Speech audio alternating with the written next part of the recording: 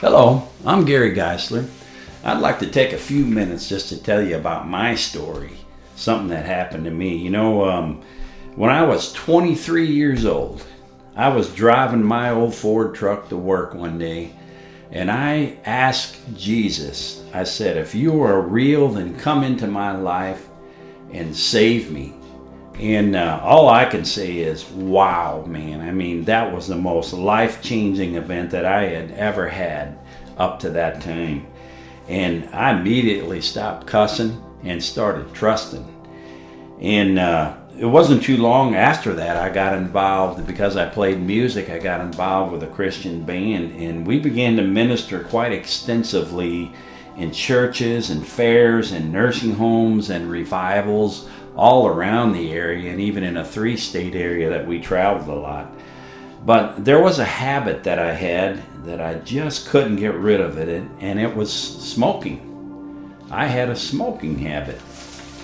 And every so often God would put his finger on that in the next couple of years. And even though I felt convicted about it, just the thought of trying to quit scared me, because I knew I couldn't do it. I was so attached to that. And I had smoked since I was 16, and it was such a strong chain around me.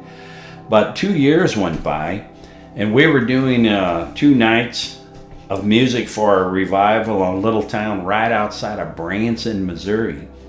And we found out that 3 or 4 of the pastors that were involved in that revival had been praying all night for several nights, asking God to move in those services, for God to break the captives free and bring people into the kingdom. Well, I gotta say, he did move in that service, because folks came to Christ, and God clearly revealed to me that it was time to get rid of the grip that habit had on me. And so I knew I had to do something. And so on Sunday morning at the altar, with tears in my eyes and the altar being full of people, I walked up to that altar and laid my pack of cigarettes and my lighter down and left them right there. And God moved mightily that day. I'm telling you, I was 25 at that time. I'd gotten saved at 23, and at 25, I'm 68 now, by the way.